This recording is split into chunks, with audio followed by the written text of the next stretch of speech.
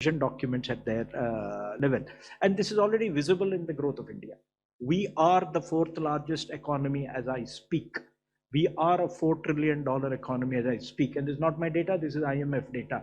India today is larger than Japan. It's only the United States, China, and Germany which are larger. And if we stick to what is being planned, what is being thought through, it's a matter of another 2.5 to 3 years, we would become the third largest economy. And in this, the reason for the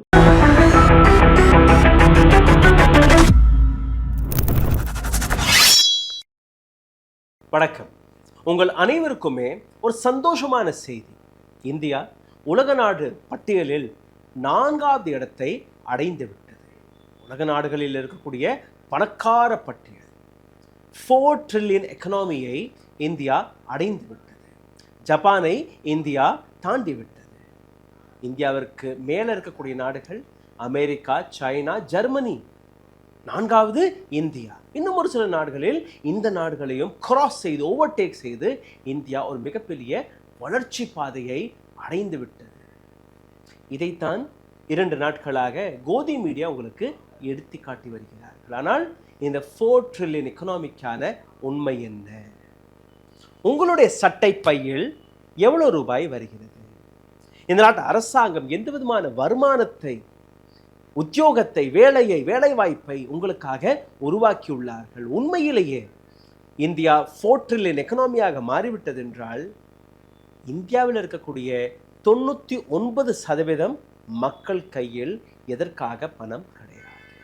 IMF இந்த per capita இன்கம்மை உங்களுக்கு முன்பு எடுத்து வைத்தார்களோ, கிட்டத்தட்ட 2.5 லட்சம் ரூபாய் ஒரு வருடத்திற்கு ஒவ்வொரு நபரும் சம்பாதிக்க தொடங்கிவிட்டார்கள். அதாவது மாதந்தோறும் 20,000க்கும் மேற்பட்ட சம்பளம், வருமானம் ஒவ்வொரு நபருக்கும் இருக்கிறது என்கிற எந்த பொய் கணக்கை IMF எடுத்து வைத்ததோ அனைத்தையுமே இன்னைக்கு நாம் உடைக்க போகிறோம்.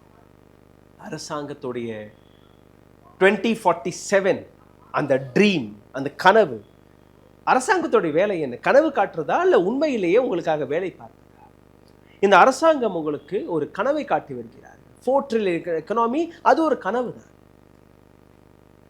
2047க்குள்ள நாம் 10 ட்ரில்லியன் எக்கனாமியை தாண்டிவிட வேண்டும். டாப் அமெரிக்காவையும் தாண்டிவிட வேண்டும்.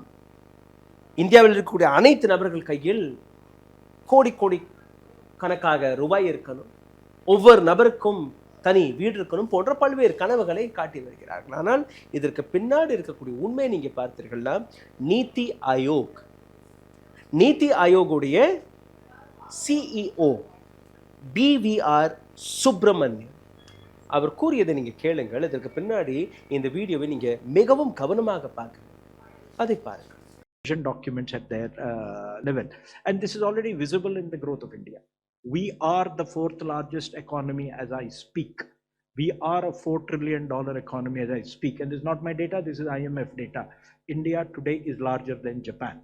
It's only the United States, China, and Germany which are larger. And if we stick to what is being planned, what is being thought through, it's a matter of another 2.5 to 3 years, we would become the third largest economy.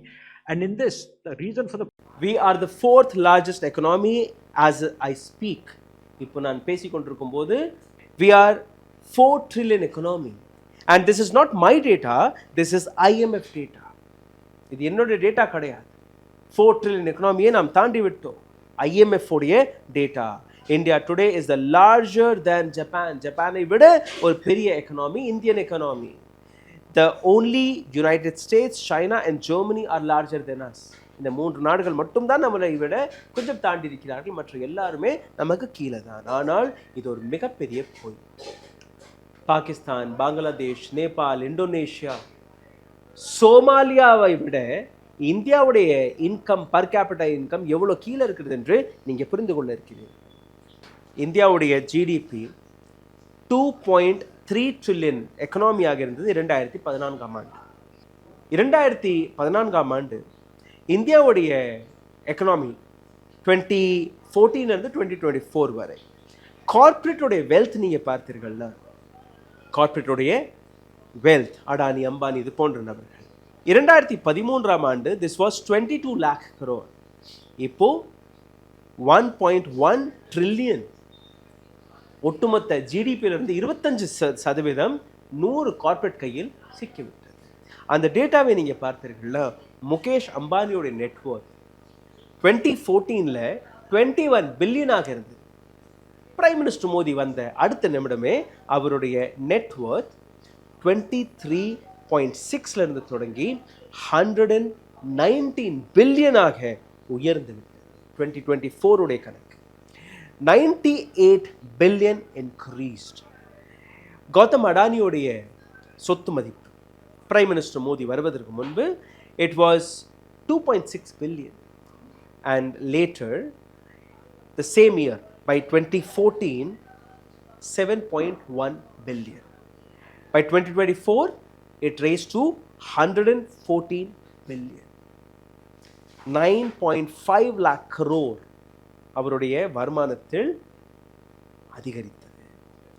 200 billion Adani அம்பானியோடைய network. 17 to 18 lakh crore in the last 10 years. அனைத்து பியூசிஸ், public sectors, அவர்களுடைய நெட்வொர்த்தை நீங்கள் பார்த்தீர்களா, அதே 17 to 18 lakhs. ஆனால் இந்த இடத்தில் மற்ற பில்லியனியர்ஸும் நீங்கள் பார்க்க வேண்டும். ராதாகிருஷ்ணன் தமானி, பிரைம் மினிஸ்டர் மோடி பதவியேற்பதற்கு முன்பு அவருடைய network it was only 1 billion. And after Prime Minister Modi came, it reached to 31.5 billion by 2024. Dilip Sanghvi, 18 billion. After Modi, it doubled, 32.4 billion. Pulanji Mishri, 15.9. After Modi, it reached 20 billion. Shiv Nadar, he was at 12.5 billion. Now, he's at 40.2 billion.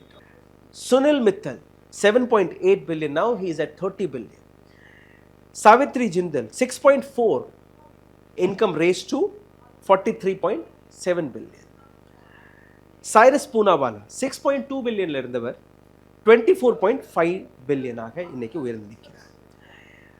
இது போன்ற எத்தனையோ data வெளிவரும்போது இந்த நாட்டு அரசாங்கம் யாருக்காக வேலை பார்க்கிறது? மக்களுக்காகவா, இல்லை இது போன்ற ஒரு சில பணக்காரர்களுக்காக என்று நீங்கள் பார்க்க வேண்டும்.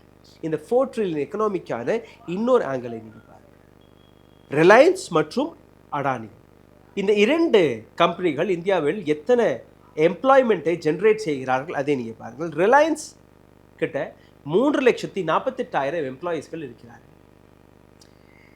அடானியிடம் 46,000 46,000 எம்ப்ளாயீஸ் இருக்கிறார்கள். 2 பேருமே சேர்த்தீர்கள்னா 4 லட்சத்தை தொடவில்லை.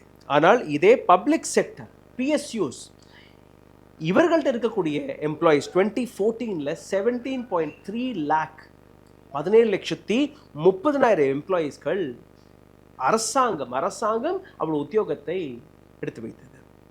2024 17.3 லட்சமாக இருந்த எம்ப்ளாயீஸோடைய எண்ணிக்கை 5 லட்சம் குறைந்து இப்போ வெறும் 12.7 லட்சம் எம்ப்ளாயீஸ்கள் தான்.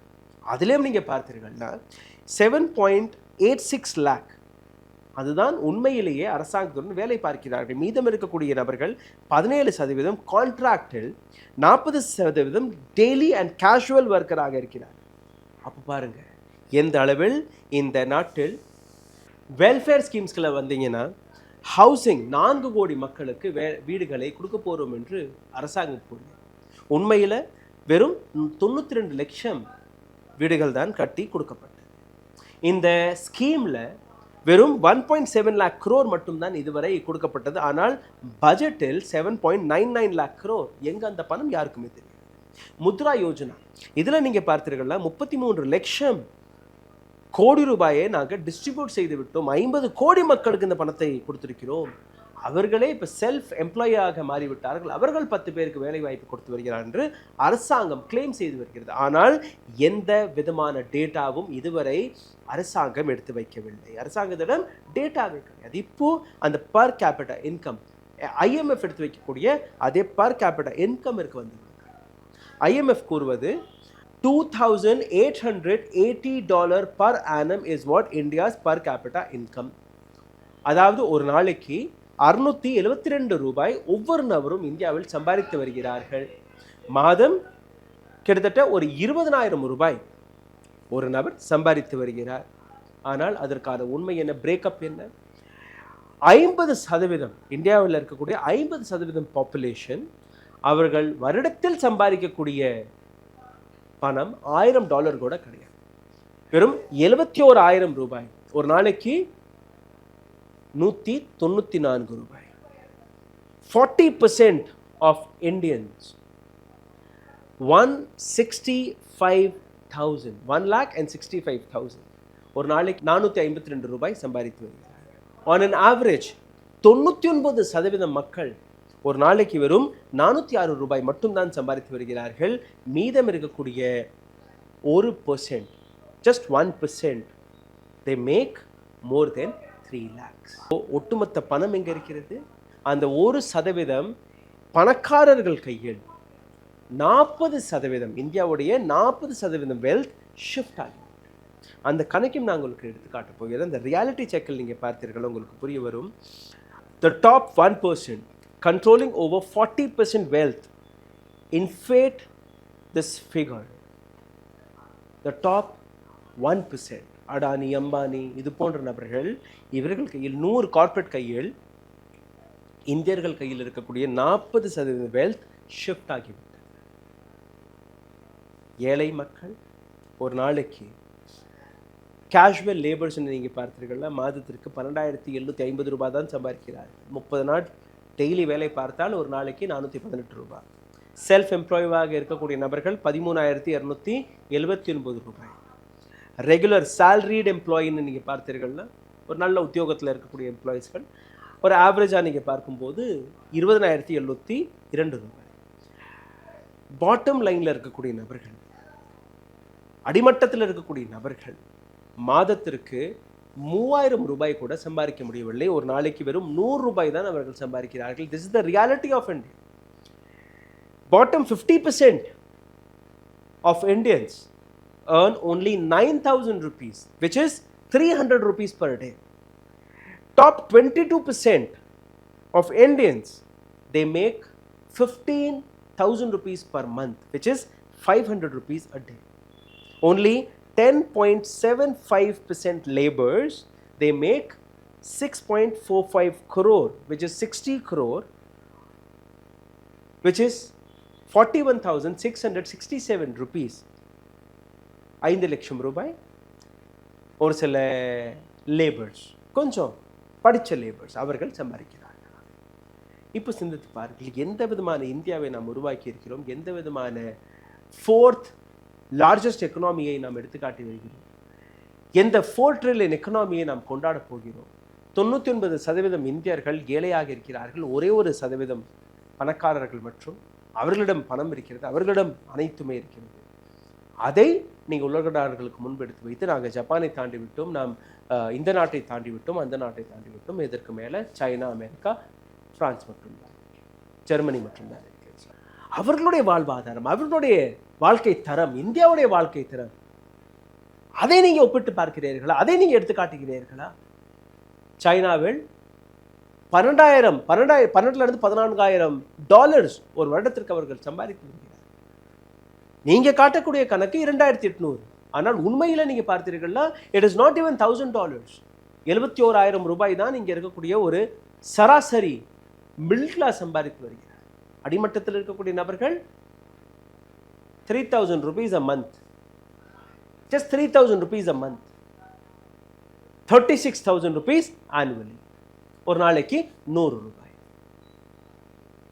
Is this what this government had achieved in the last 11 years? சிந்தித்து பாருங்கள். நன்றி, வணக்கம். ஊடகம் கார்ப்பரேட் அரசியல்வாதிகளின் கைப்பாவையாக அடிமைகளாக இருந்தது போதும். இனி சாட்டை எடுத்து சுழற்றும் நேரம் வந்துவிட்டது. ஊடகம் பொதுமக்களாகிய உங்களுக்காக உங்களாலேயே இயக்கப்பட வேண்டும். ஊடக சுதந்திரத்திற்காக உங்களின் பங்களிப்பை இன்றே அளித்திடுங்கள்.